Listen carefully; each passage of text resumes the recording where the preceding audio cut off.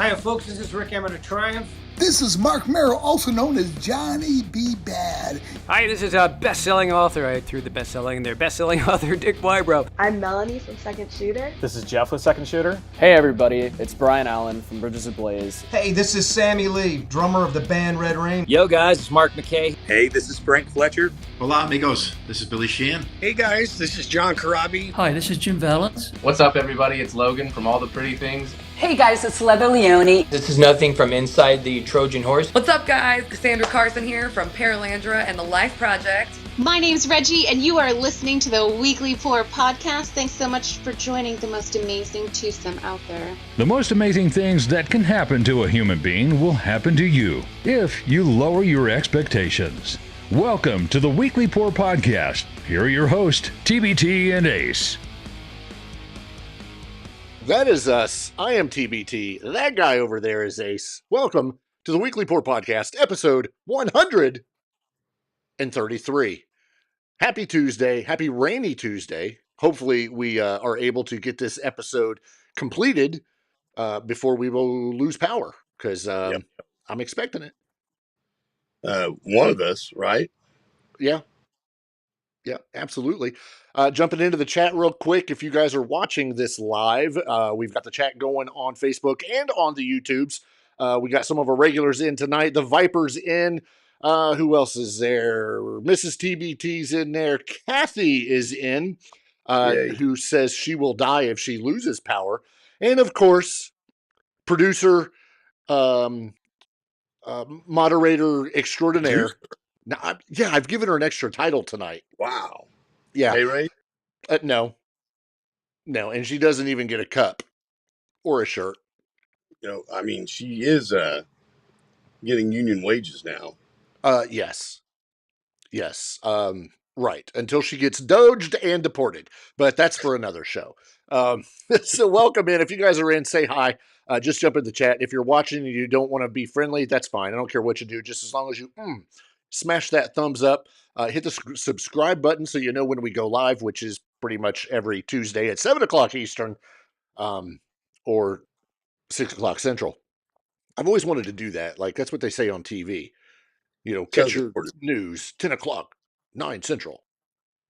Something like that. I don't know. We have a bunch of news to get into once we get there. Hello, Mama TBT. She just stepped in. Fantastic. We had a bunch of stuff to get into this week. Just so Kathy knows, her side of town does lose power quite a bit. You're right, and I'm surprised that Kathy's side of town has power now. I am. There were clouds within 150 miles, so I'm very surprised. This is just stirring the pot, and she's gonna show up at your door, knocking. So, I got room. True. Lots of stuff to get into this week. It seems like we just got blasted with news and stuff just over the weekend. And then yesterday we had some big stuff pop up that really kind of affects you and I in our backyard per se. But before we get into all that, you had an interesting weekend as you went up to Indianapolis for WrestleCon, and I was in Indianapolis too, on the other side, where I went to the Oddities and Curiosities Expo. So we really both went to complete different extremes, but that's expected nonetheless. How was WrestleCon? It was a lot of fun. It was our first time going. I went with my son, and we met up with a mutual friend of ours from past work experience and his family. And he kind of showed us around how this whole thing works. But imagine just 5 enormous conference rooms full of nothing but wrestling merch and mostly retired wrestlers, not all of them, but people that you would know, right. Sergeant Slaughter, people like that. We shook hands with many wrestlers. We got a picture or two. We got some autographs. Mick Foley was there. That was really cool. The main attraction was Bret Hart. I didn't have time or money to talk to the Hitman, or I would have liked to have. He's my favorite, but that line was an hour long. So at least. you said you got pictures and autographs and stuff like that. I'm assuming, because I know I would be this way, I would not pay for every single photo and every single autograph. No, you can't. Couldn't afford it. Yeah. So did you take photos like from a distance? I think that I would be kicked to the curb by very giant, big wrestlers if I did that. Which is exactly what I was going to ask. If you were Yes. allowed to, from a distance, kind of pop in there and shoot one, or if you, get kicked out. I think that's an unwritten rule. I think, I think they'd put the hurt on you. Well, you know what they say about rules and bones. Right, meant to be broken. Yeah. We got there early, and we were a half an hour early. And the cool thing about that was we're sitting there just talking in the parking lot. Kurt Angle walks by, heading into the hotel for his gig. He was the other headliner. Oh, geez. And, that was really neat. So Kurt's got a broken neck, right? He has trouble like moving his neck and rotating. I made the mistake of yelling at him from the car, like, Kurt. Yes, exactly. So I did it twice. He is struggling to see me, but he can't get his body around far enough because he's walked by us. Yeah. So I pissed off Kurt Angle. Good job, because, he won an Olympic gold medal with a broken freaking neck. Yes, he did. And Al Snow walked by. That was pretty cool. Did he give you head? No, but Head was there. Perfect. And he showed us Head. Nice. It was the first date. He showed us. Right. And you met Jerry the King Lawler, correct? I did. That's it right there. I'm actually trying to post this picture, but of course it's freaking monster. But good grief!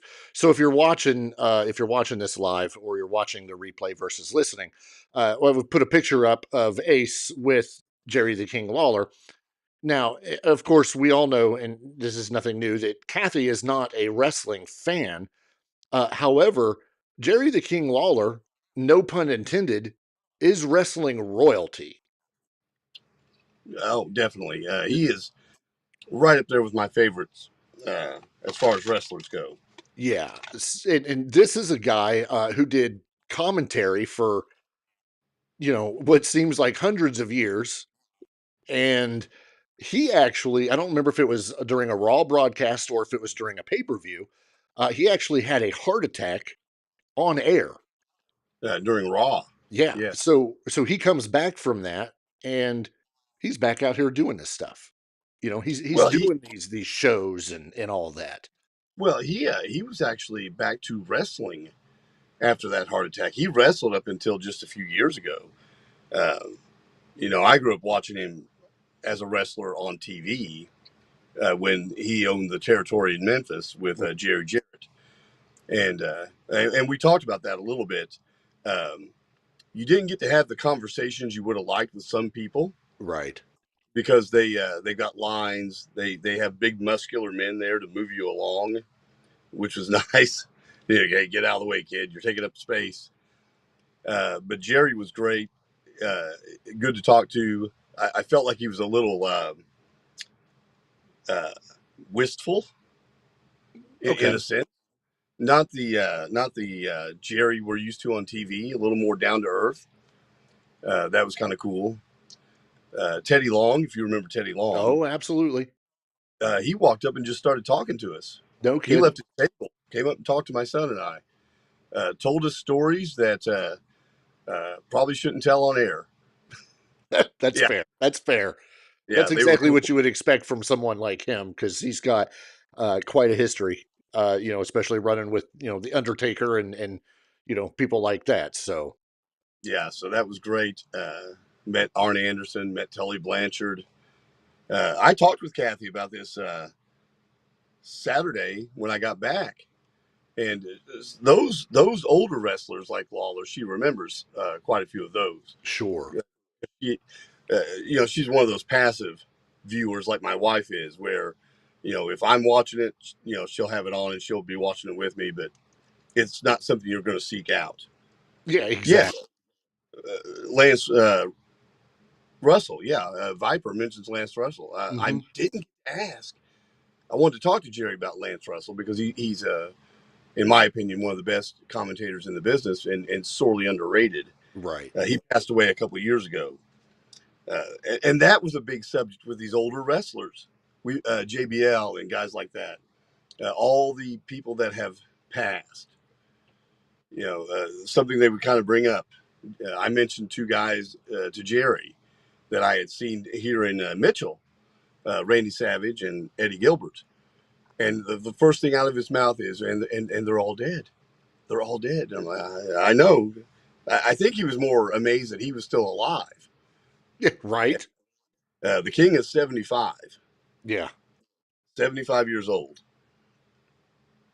So that's insane. Yeah. How was the crowd? Oh, enormous. I bet it was. Enormous. Mostly younger. I think. There was probably a good mix, but I saw just a lot of people way younger than me. Which is interesting because the wrestlers that mostly were there were post Attitude Era. Right. Around 05, 07, in that era. We did get to see Shelton Benjamin, MVP, and Bobby Lashley. That's who cool. are still active. They're current on the AEW roster. Right. So the AEW people were there, a handful. I talked to Xi Lee. You remember Xi Lee? Yep. Who just got released from WWE and is now in TNA. I spoke with her. Rikishi. We met Rikishi and talked to him. He was one that I started getting him to talk about something and got moved along. Oh, you should have just looked at him and said, yeet. Yeah, right. That was cool because people were bringing up Jey Uso item for him to sign, and he was gladly signing Jey Uso stuff because that's his son. It was great. But and that's one thing I was asking him was about the culture of Samoa and why you're getting so many good wrestlers and athletes out of Samoa. No, I did think about that, about saying something about that because I don't want a Rikishi's butt on my, no. That would have been a perfect profile picture to have you stink faced by Rikishi. You pay him enough, he'd probably do it. Pay him enough? What about pay you enough? No, everything's paid to them. But yeah, just getting to talk to him about the culture of Samoa, why there's so many good athletes coming out of there, and just as we get going, some guys like, hey, dude, go. Move along. Move along. I'd have looked at him and went, no yeet. Right. But matter of fact, they were having him sign Yeet sunglasses, that Jay wears to the ring, things like that. He had a poster there, a little poster you could buy. And I think it had Jay, Jimmy, and someone else I didn't recognize on there, another kid of his, and then him. Right. Like a generational tree thing that was really cool. Thanks. As Vipers points out, you can't spell stinkface without Ace. I wonder. Nope. I'm impressed that he thought about that and come up with that so quick. No, I thought about saying something about it to him, but he was very mellow and laid back. And yeah, the thing is, when you go there, your first time, you're just in awe. So it's hard to navigate and understand everything that's going on. And when you go to see people and meet people, you really don't know what to say because your brain is not functioning real well. You're just in awe of meeting Jerry Briscoe, of the Briscoe brothers. He was there. You're still seeing them as the superstars and not as the normal person that's there to meet and sign autographs and all that stuff. You're seeing the character, and that's what your brain is thinking. or you're trying to think of should I reference a match? Should I reference this or that? I talked to Al Snow about the Netflix documentary Wrestlers that he was involved in, and that was a nice little brief conversation with Al. To which I told him I gained a lot of respect for him watching that because of everything he had to do behind the scenes to keep that little OVW wrestling territory going. Right. And of course, he made the joke of most people that meet me lose respect for me as soon as they meet me. So I wore a particular shirt that I knew would get at least a little bit of a conversation started. If you know who Dr. Tom Pritchard is. Yeah. Dr. Tom Pritchard's a trainer and wrestler, trained The Rock, trained Kurt Angle, trained Mark Henry, among others, right? He's one of the best in the business. Yeah. So I wore a shirt, a Tom Pritchard shirt, and every old wrestler would make a comment about that shirt. Of course. And how great Pritchard is. So that was neat. So I got a lot of little comments about that. Dean Malenko was there. I talked to Dean. You don't wear your Bruce Pritchard shirt? Do what? You didn't wear your Bruce Pritchard shirt? No, because apparently JBL said he would put a bullet in Bruce. Yeah. So I'm not wearing the shirt.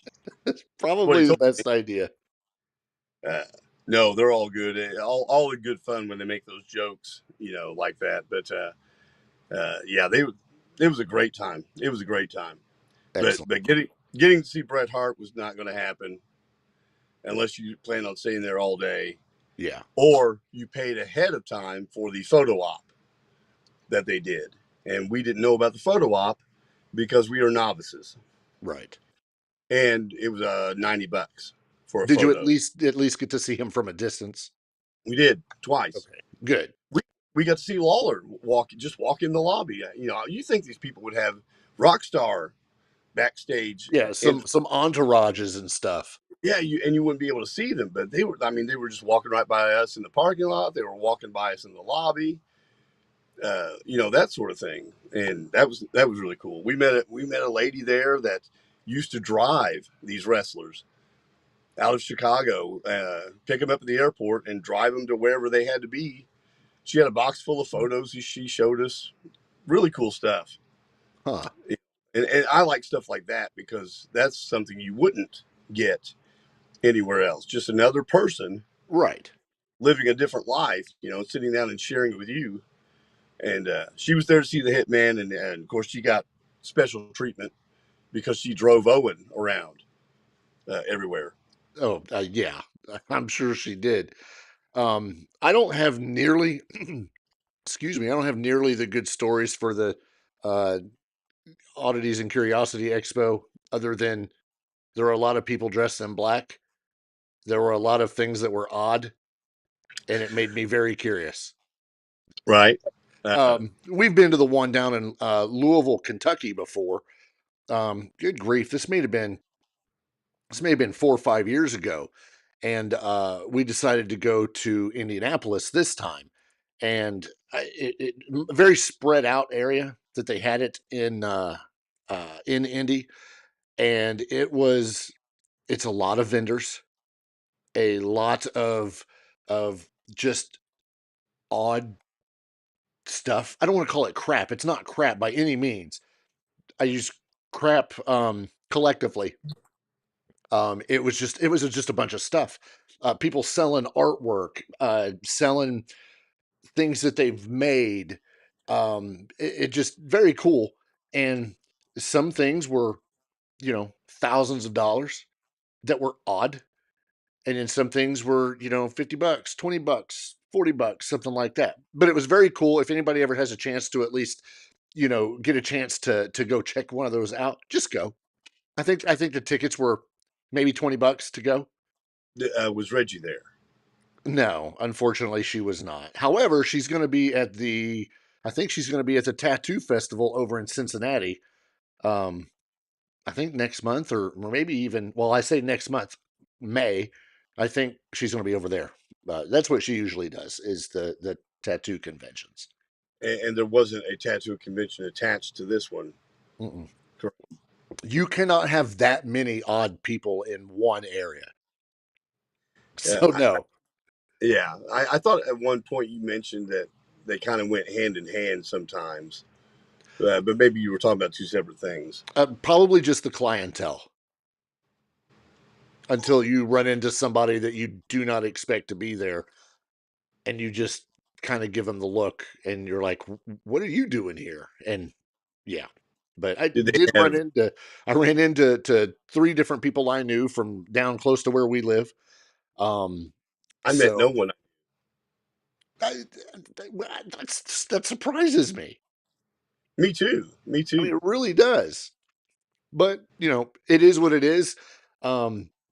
All I know is that it was a good weekend. The weather was great. I'm glad it held off until today, because now it's raining, and it's going to rain for like the next 3 days. And then we'll have sunshine again on the weekend, just in time to mow again. Yeah, right. The convention I went to also had Q&As staggered out through the day that you could go to, which I would have liked to have done one of those. Sure. They have JBL and Jerry Briscoe telling stories and Q&As, and they did 3 or 4 of them. It was great. Did they have exhibits there, like people being impaled? Nope. Where you were at? No, that is honestly, that is usually your tattoo conventions. Really? Yes. So this was just like petrified logs in iodine and in a jar, or what? Yeah, I mean, a bunch of oddities like that.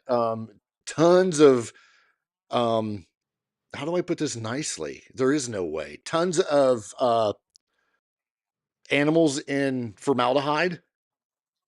Lots of taxidermy stuff. Lots of crafty things, dark art. Yeah. I sent you a picture, I think, of one of the things we got that went along from the same artist that we got down in Louisville.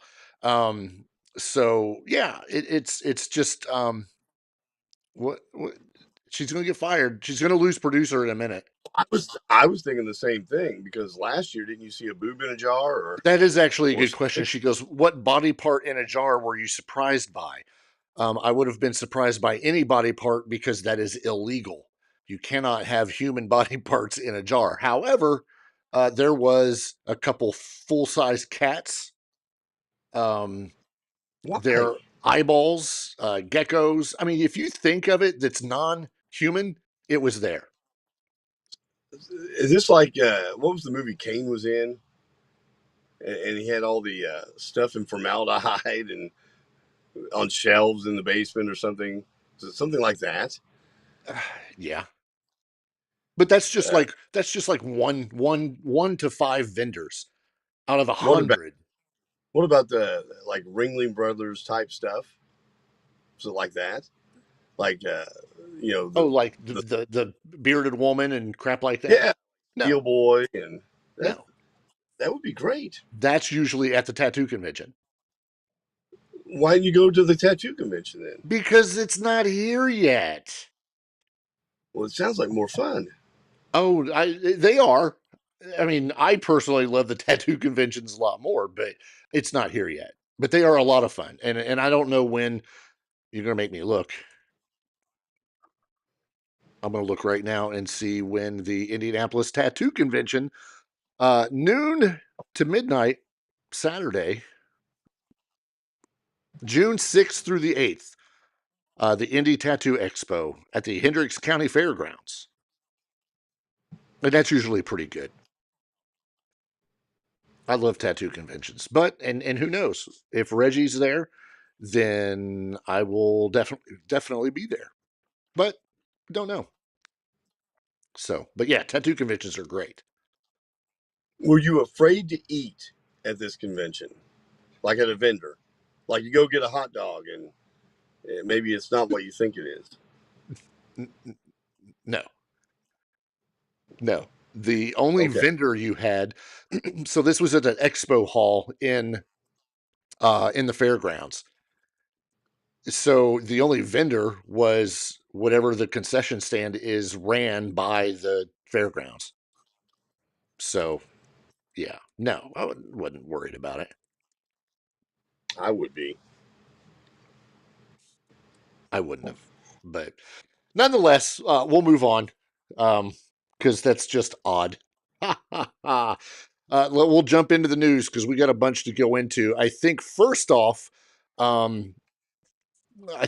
we'll jump into the Rock and Roll Hall of Fame, as we have been dealing with watching, the fan vote and all of this. The Rock and Roll Hall of Fame for 2025 has finally announced the inductees.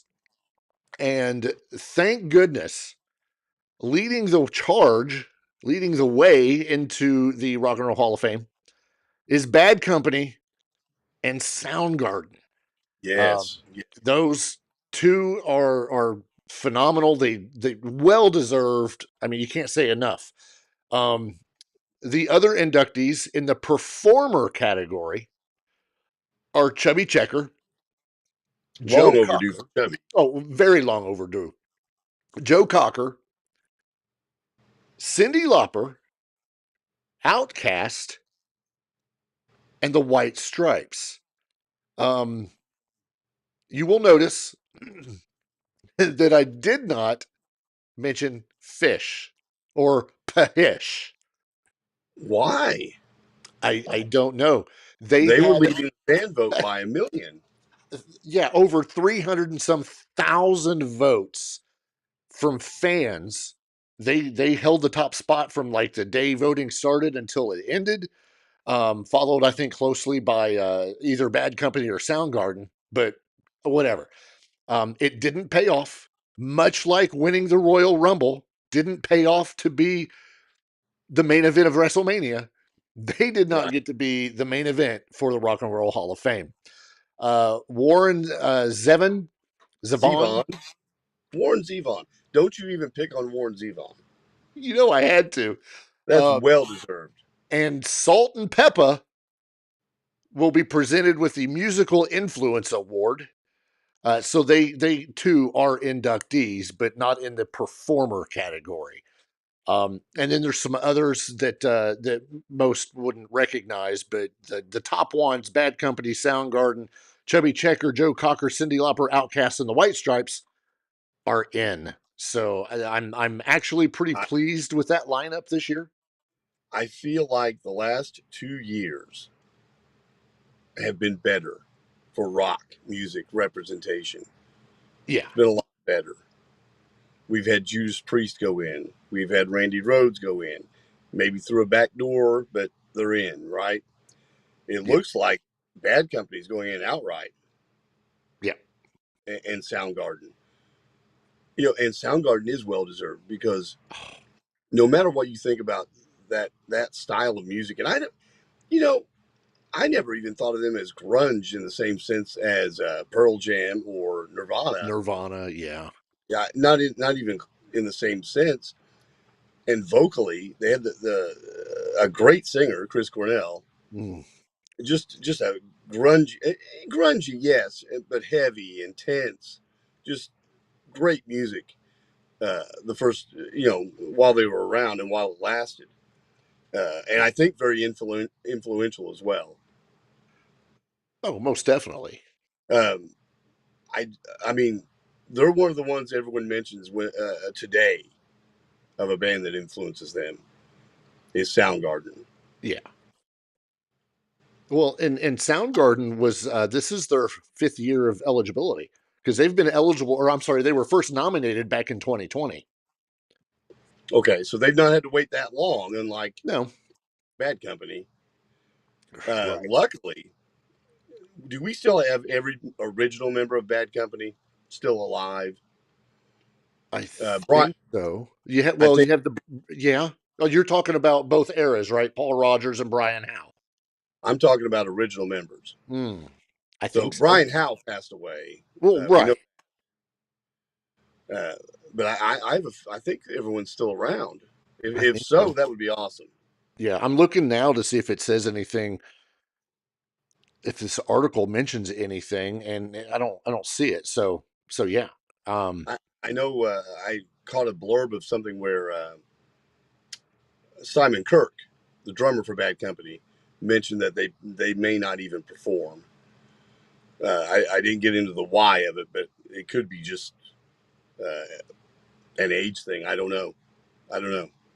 Or it could just simply be because of the way people currently think of the Rock and Roll Hall of Fame. You know, that too. We've said this 100 times on here at least. Drop the rock and roll part and just call it music. Because again, we've got someone like Salt and Pepper going in, which is not rock and roll. Sorry. Outcast is not rock and roll. Chubby Checker, yeah, there could be an argument for him to be rock and roll, especially for his his years, that timeline.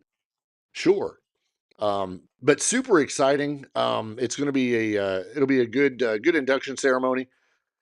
I don't know when it is. I don't remember, but it's going to be super cool. I can't wait to see what bands come in and maybe perform for them, like maybe on their behalf if the band themselves can't perform. Right. I am sure that there will be some absolutely amazing dedications to Chris Cornell and this whole Soundgarden thing. So super excited about that. It should be very, very interesting and well worth watching. Hang on. I take that back. I was wrong. Simon Kirk is saying he plans to perform. How dare you give us false news? I told you I caught a blurb. That's why I'm looking it up now. And of course, it's behind a paywall, but here. Yeah, so he's very excited about it. And it says it's been a long time coming, not taking anything away from the Rock and Roll Committee. They had their reasons, but it's a welcome addition. So yeah, they're excited. And let's see. Rogers and Kirk say they're happiest that the guitarist Mick Rouse was able to know the band would finally be inducted, though he will be unable to attend the November 8th ceremony in Los Angeles. Yeah, it's November 8th. Yeah, so Mick Rouse won't be there, the guitar player, but everyone else seems to be planning on coming. They've been eligible since 1999. 1999. That's a long time to wait. So we'll see how it works out. But right now, I think they're gonna perform. So that'll be cool. Yeah. And numerous guitarists could step in and would want to step in. I guarantee it. Yeah, it'll be good. Somebody else who's excited has got nothing to do with the Hall of Fame is Sammy Hagar, who's in the news a couple times this week. Sammy says that he will sing Flying High again at Ozzy Osbourne's final concert. Oh, wow. I didn't see that. Yeah, great song. He originally thought or had hoped to sing No More Tears, but apparently Ozzy is going to be singing 5 songs himself, one of which is going to be No More Tears. So you can't have Ozzy singing No More Tears and then have, Sammy come in and sing the same song. So he's going to do Flying High again. That should be good. Again, that's July 5th. And he said right now he's doing nothing but listening to Ozzy songs until July 4th. Which I think that song fits him better than No More Tears. I think it fits Sammy a little better. Yeah, Sammy is his own person. He doesn't sound like Ozzy. He doesn't sing like Ozzy. None of the above. He was actually one of the guys that was early on asked to participate. So he's super excited, and he knows himself too. He's a different kind of singer than Ozzy. He doesn't sing like him. So he's just kind of been studying, but knowing Sammy, he's going to put his own little twist on it. Yeah. And he's going to make it a Sammy Hagar song, which I'm sure will be good. I mean, we did just get the last song from him that dropped on Friday that we mentioned last week. Is anyone busier than Sammy Hagar? I couldn't find the article because I was going to bring it up too, because we're talking about Sammy, but you sent it to me. And now apparently Sammy Hagar is going to collaborate with Kirk Hammett, lead guitarist for Metallica. Right. And you and I were testing back and forth, just trying to imagine how mind-blowingly awesome that's going to be, when it happens. It's a loosely planned collaboration at the moment, but it's going to happen. They both said it. Who does he not collaborate with? Oh, I know. Some of the world's greatest guitarists: Eddie Van Halen, Joe Satriani. Now you're going to throw Kirk Hammett into the mix. I mean, he's not slowing down. Right. And he keeps acting like he's wanting to kind of hang it up, but then he keeps adding things. The residency in Vegas starts tomorrow. Yeah. With the Circle, and they're doing the Van Halen thing that we saw. Yep. Last summer, and changing up the set a little bit. I don't know if you saw, but he posted videos of them doing Humans Being. Yeah. From the Twister soundtrack. Yeah. So that's really cool. That's really cool. To add those things in there that, we didn't get to see that when we went to the show, but to add these things into it, I mean, because there's such a catalog, such a huge catalog.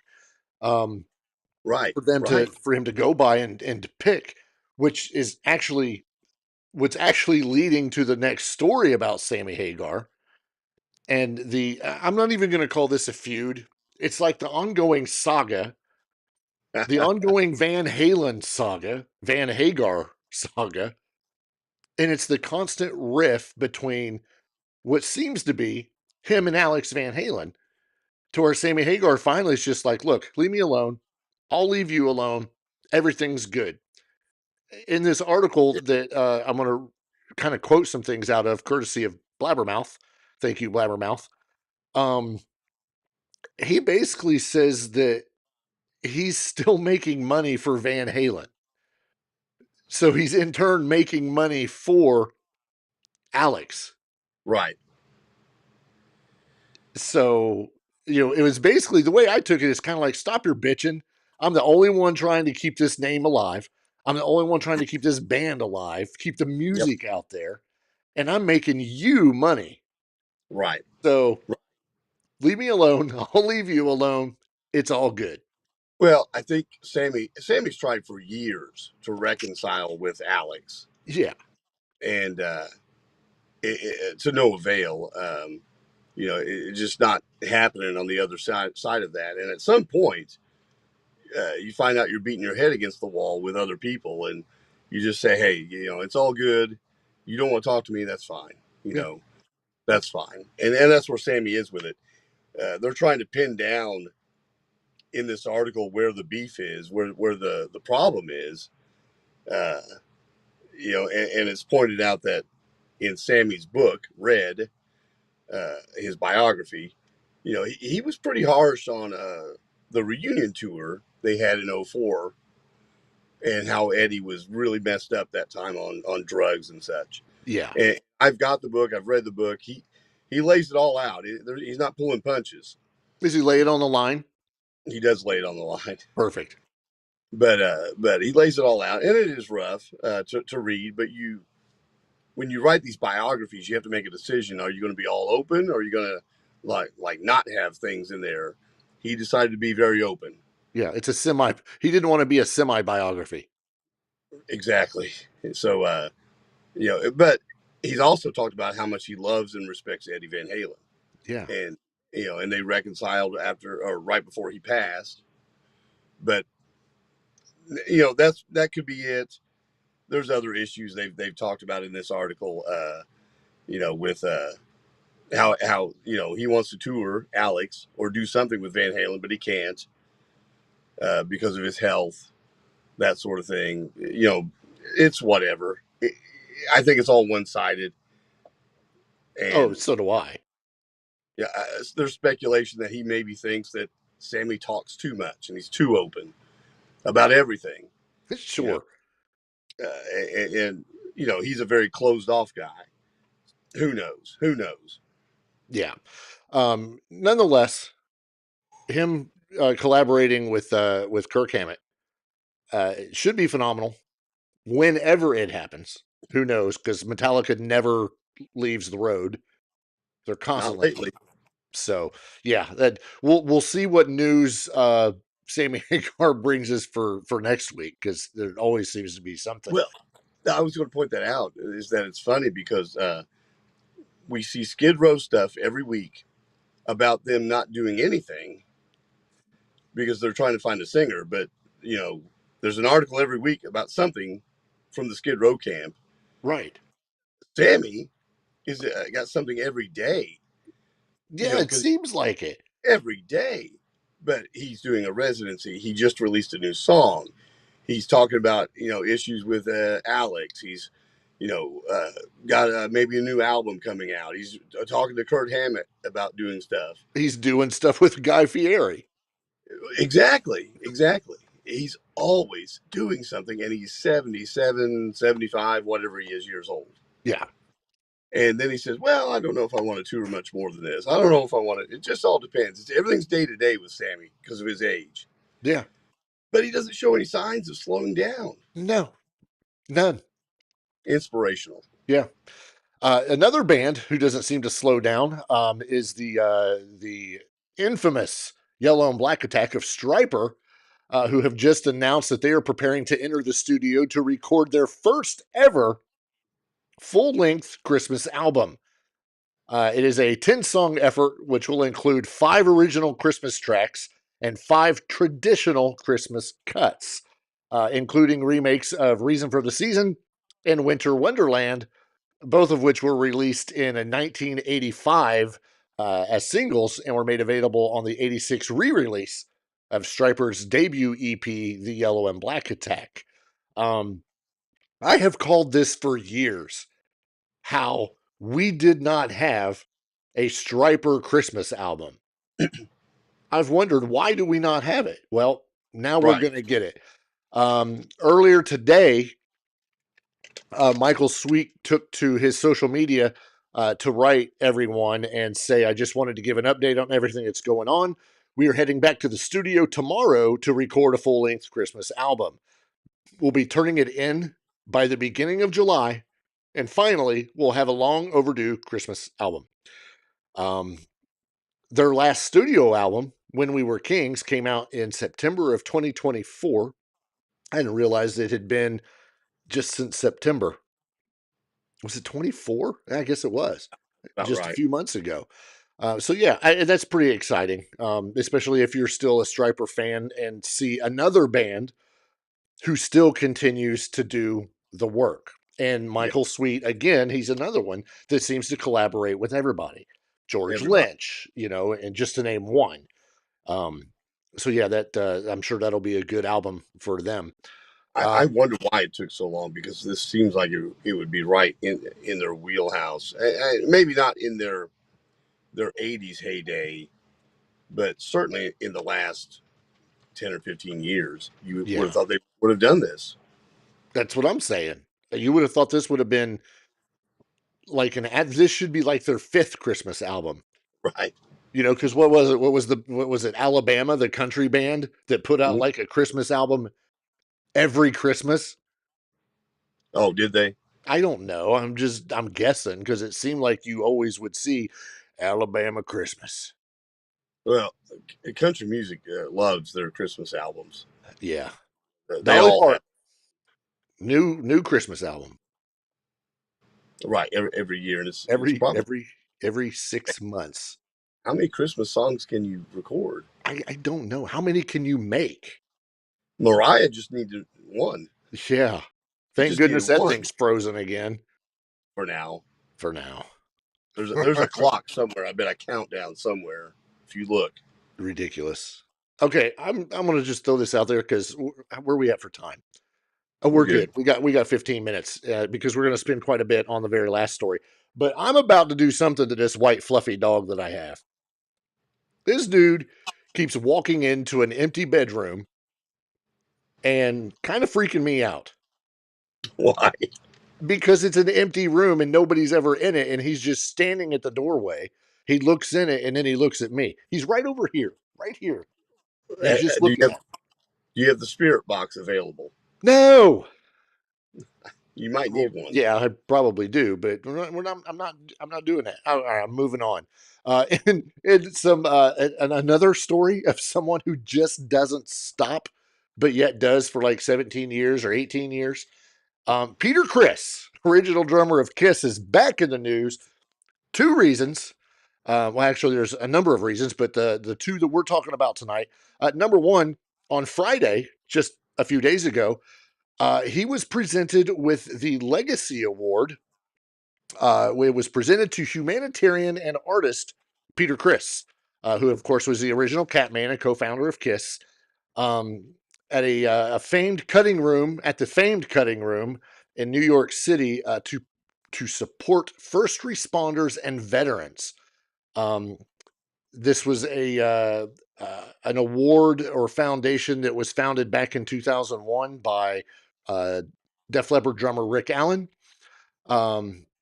The foundation itself brings musicians, health educators, and the philanthropic community together to serve the healing of first responders and veterans struggling with post-traumatic stress.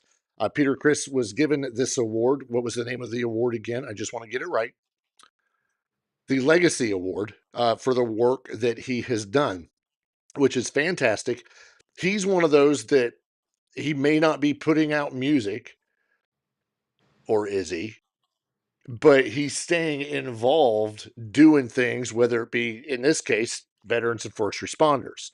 Right. I'm going to read a little bit on this here real quick. With the core philosophy that when music, intention, and healing wisdom all meet on the paths of neurobiology and psychology, we harmonize our inner, mental, and emotional states to effect positive change. The foundation provides mind, body, and drumming integrated workshops, incorporating evidence-based techniques such as guided visualization, try that word twice, breath work, and heart-brain coherence education to support wellness and regulation of the human nervous system. Lots of other people were on stage for that, but yeah, it was pretty cool to see him be a recipient of this award shortly after the announcement that Peter Criss is coming out with his upcoming and first album in 19 years. Been a long time. A rock solo LP. This was an interview that he recently did where he spoke about his upcoming rock solo album, which is due in the fall. We don't have an exact date. But this isn't just an album that he put together. This was co-produced by Peter Criss alongside Barry Pointer, who's worked with Ozzy, John Five, Motley Crue, Steve Stevens, and of course Dolly Parton. At 79 years old, crazy, 79, right? He's putting this out with this is the part that excites me, with Billy Sheehan on bass, Piggy D. If you guys remember who Piggy D is, he's on bass. John Five, which is incredible. And the number one thing for me is Paul freaking Schaefer. Right. Out of the blue, Paul Schaefer. And for those listening or watching, yes, this is Paul Schaefer from Late Night with David Letterman that we're talking about. Paul Schaefer is an incredible composer, producer, pianist, keyboardist, whatever you want to call him. This is a hell of a lineup. Well, here's what's impressive to me is a few years ago, maybe 5, Peter did a retirement show basically his last live performance playing drums and performing. And now we're getting an album, and he's playing drums on it and singing. This state, yeah, this states here. Peter's drum sound is absolutely massive, and his vocals are powerful. That's what they're talking about. This record coming out. The production is great. All the musicians. Well, and I guess Ace just decided to freeze. But yeah, what he's getting at is the production and all of this with having John 5 and having Billy Sheehan. It should be a phenomenal record. And now, of course, Ace is completely gone. Give him a second; he'll be back.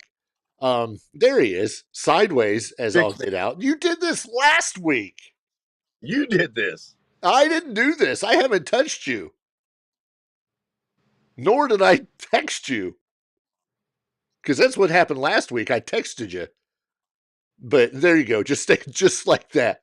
Now, remember what I told you had to do? You have to move it and then move it back. See? Ridiculous. TbT to the rescue.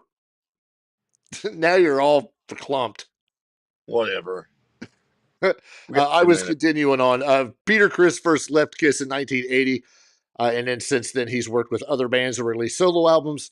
This is his first one since 2007. So yeah, and that was called One for All. That was his last solo CD. So, so we on board. Natalie kind of gets it right. We go from Fuzzy Ace to Sideways Ace. Which is better? I don't know. She said she liked Sideways Ace. Let's try Upside Down Ace. Leave it to Viper. I'm going to jump in and spend our last few minutes talking about this last story because for me, this is pretty exciting.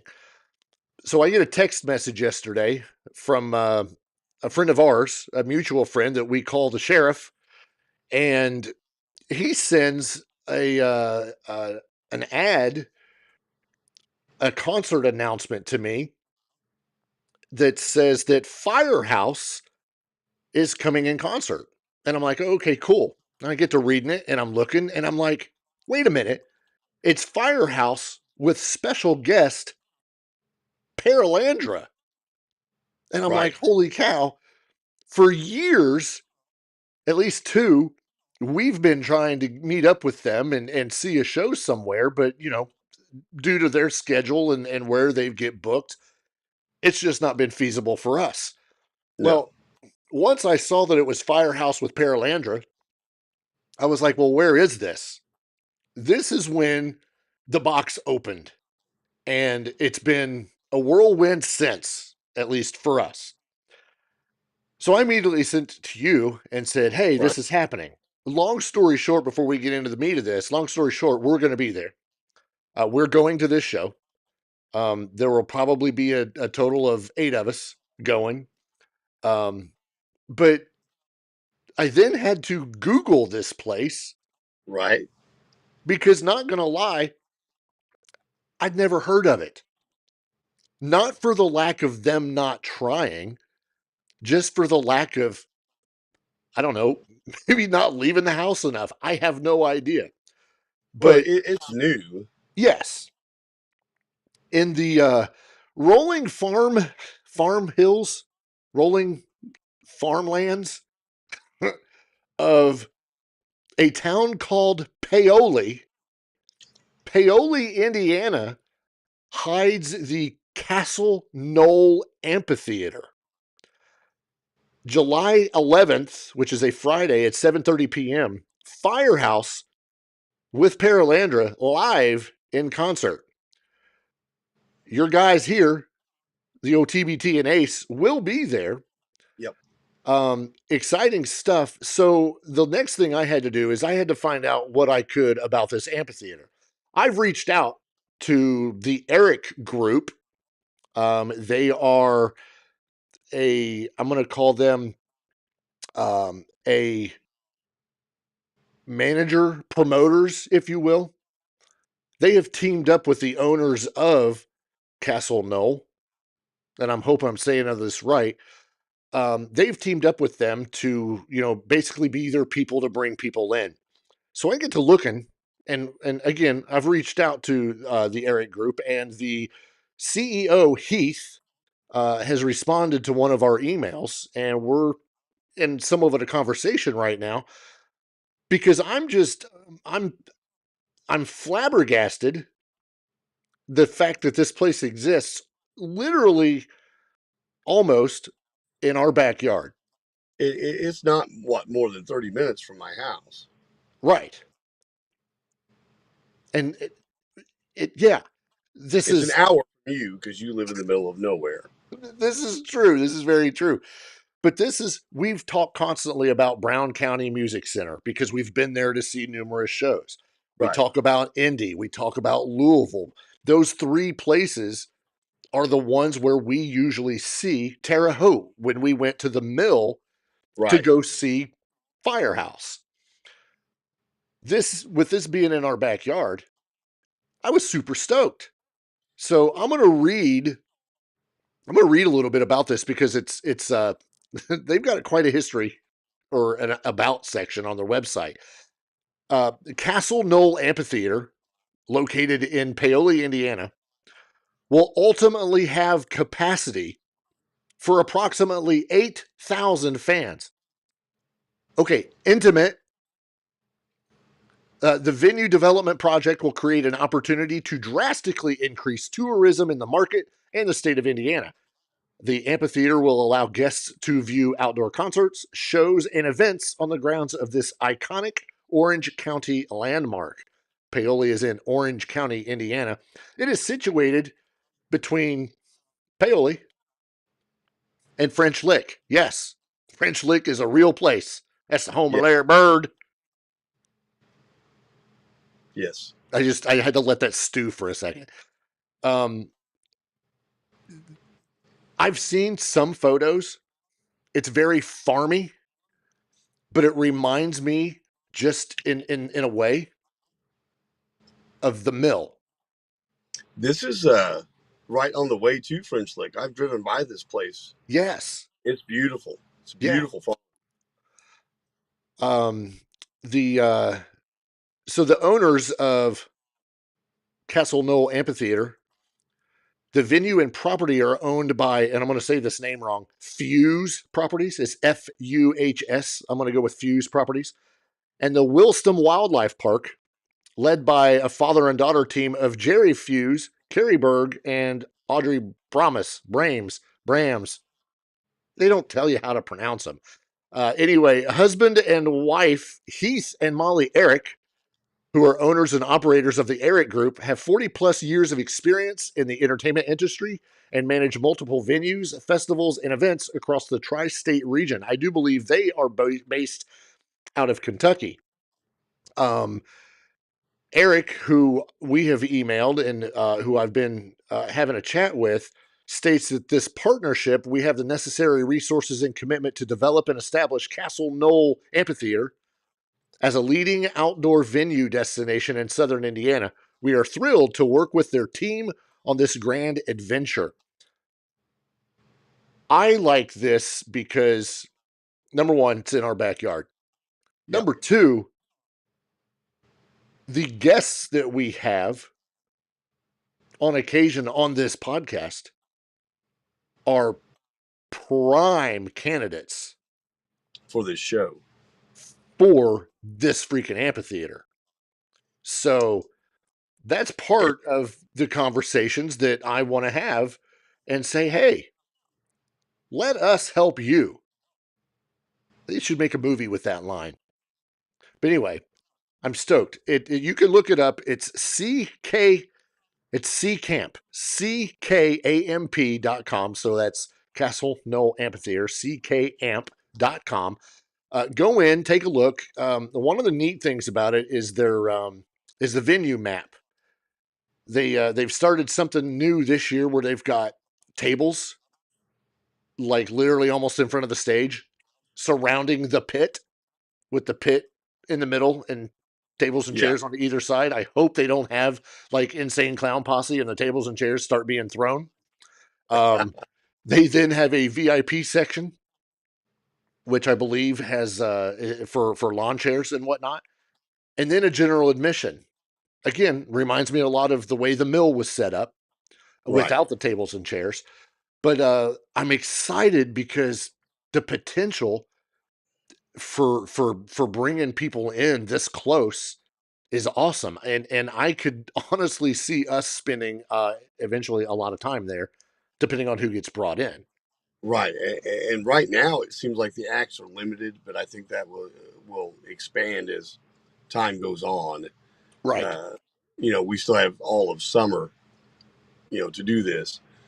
So it seems to be a trend, don't you think? Just to slap a stage up in a field, yeah, and start selling tickets. It's a good draw, but it seems to be like an easy moneymaker and a good trend.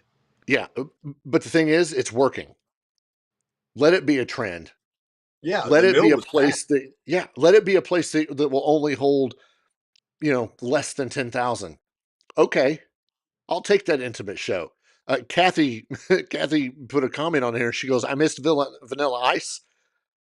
Yeah, I mean, yeah, okay, sure, it's an '80s type person, but we're also looking when you bring a band in, they cost money. Yeah, and if you're just starting out, you've got a new promoter who's teaming up with a new venue. You don't have the, millions of dollars to spend, hundreds of thousands, whatever. Not to say that, Firehouse isn't worth it. Vanilla Ice isn't worth it. But these are what you have to start with. Well, Which is but great. Also, I think you have to look at your target audience, because where's the demographic that spends the most money and has the most expendable income right now, and that's going to be the age group we're all in right here. Yeah. People that are in their 30s to their 60s, a lot of expendable income. So what do they want to see? Nostalgia acts. Yeah. And Vanilla Ice still has a name. It's a Absolutely. name. Saturday, Firehouse. Saturday, May 17th, Craig Morgan with special guest Blackhawk. Country acts who aren't headlining anymore, but they're still putting out music. Right. So yeah, do it the right way. This is the way it should be done. How quick does Night Ranger show up? You're probably not wrong. Yeah, they'll be there at some point. It won't be long. Yeah. Viper says Blackhawk had some bangers in the 90s. He's not wrong. They did. Very, very harmonizing band. I remember listening to a few of their songs. Very harmonizing. But so Friday, July 11th, Firehouse of Paralandra. And then Saturday, September 6th. This one was just announced in the last couple days, I believe. That Arena Rock Show. They are a ultimate high energy tribute to classic rock and roll, performing legendary rock anthems that ruled the airwaves in the 70s and 80s. There you go. Including artists like Led Zeppelin, Aerosmith, AC/DC, Bon Jovi, Guns N' Roses, and more. Here's the cool thing. You want to go? That's fine. Your general admission ticket, $17.50. To sit and listen to a bunch of songs you know and love, to have a good time, $17. Yeah. If you want to go all out and go to the Gold Circle Reserve table, $40 a seat. Keep in mind, if you get a table, you have to get all four. So you're getting all four of those chairs. So you're paying what? That's math. $160. Okay. For four. So you're paying $40 to be like right close to the stage. Come on. Yeah. Yeah. We paid that just to sit way back in the back when we went to Hagar. I'll go to this all day long. Maybe not that Arena Rock Show, but that could be fun. And who knows? But mad props to the owners and the I guess the partnership that's going on. Castle Knoll, I won't keep wanting to say Castle Rock, but Castle Knoll Amphitheater, located in Paoli, Indiana. Mad props to them. Looking forward to seeing some shows there, especially in July when we get to see Paralandra finally. Hang out a little bit with Cassandra and the crew, which will be great because we've been waiting to do that for quite a while. So right, and you messaged her last night. Kathy messaged her last night, let her know we're coming. She knows. She's actually responded. Yeah. So and then they responded to our page as well today. Yep. Which was yeah. So and they're not the only ones getting into this stuff. Even just locally, there's a place in town that's throwing a truck trailer out, in the park in the middle of Bedford and having bands there every weekend. Yeah. And it's all nostalgia based bands. But don't watch it from the courthouse because they'll come over and tell you needed a ticket. Or you're getting one. Yeah, exactly. All right. Well, that's our show for this week. I hope everybody has enjoyed it and had a lot of fun. I have 0 jokes for you today. So we'll just move and maybe I'll save one for next week. What? You shocked? Yes. Oh, well, I'm sorry. I don't have anything. So we'll be back next week as far as I know. And then, we'll go from there. I'm sure next week we'll have more news from Sammy Hagar, probably some Skid Row for the Viper. And we'll see you then. So from us, we'll see you next time.